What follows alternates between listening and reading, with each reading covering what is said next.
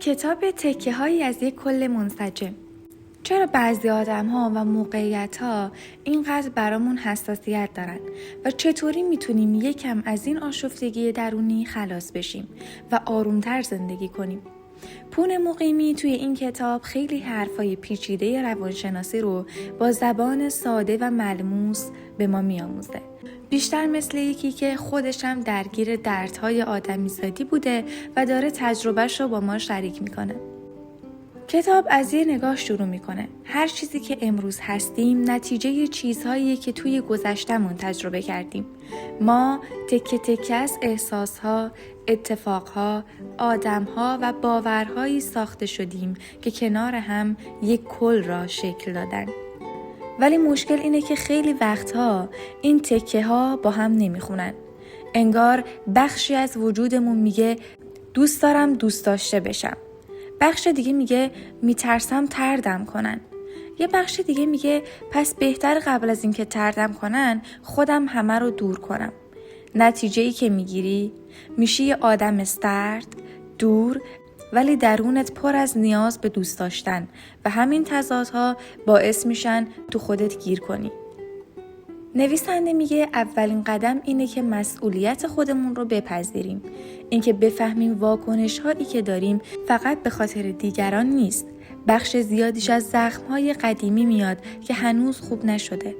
مثلا اگه وقتی یکی ازت انتقاد میکنه قفل میکنی و میری تو لاک خودت، شاید دلیلش این باشه که تو بچگی با کوچکترین اشتباه سرکوب میشدی. پس امروز هم هر انتقادی با همون حس شکست قدیمی برات زنده میشه. تا وقتی نفهمی ریشه این حس چیه، هی با آدم‌ها دعوا میکنی، در حالی که اصل جنگت با خودته.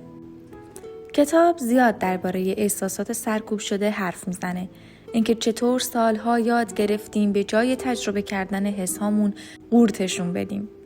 از بچگی گفتن گریه نکن، محکم باش، عصبانی نشو، حواست باشه دیگران ناراحت نشن.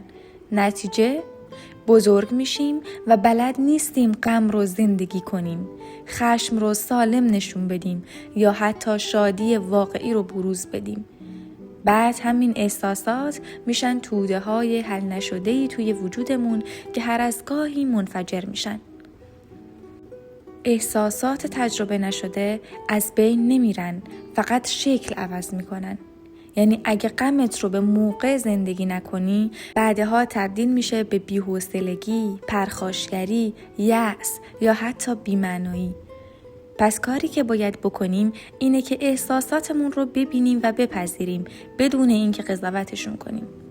یکی از بخشای مهم کتاب درباره نیاز تایید گرفتنه. نویسنده توضیح میده که وقتی یاد میگیری ارزش خودت رو از نگاه دیگران بگیری، هر لحظه زندگی تبدیل میشه به تلاش برای دیده شدن و دوست داشته شدن. کاری میکنی که دیگران دوست دارن، نه کاری که خودت میخوای.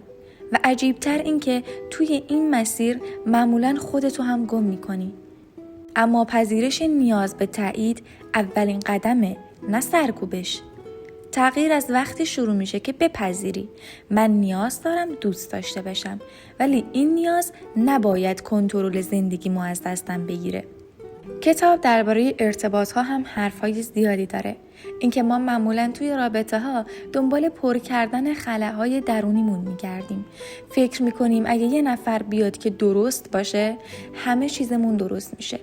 غافل از این که حتی درست ترین آدم دنیا هم نمیتونه زخمی رو که خودت سالها لمس نکردی درمان کنه. آدم‌ها درمان نیستن، آینه‌اند چون بخش‌هایی از ما رو نشون میدن که خودمون نمیبینیم. پس اگه کسی باعث میشه حس طرد شدگی کنی، شاید داره زخمی رو نشونت میده که سالها قبل شکل گرفته.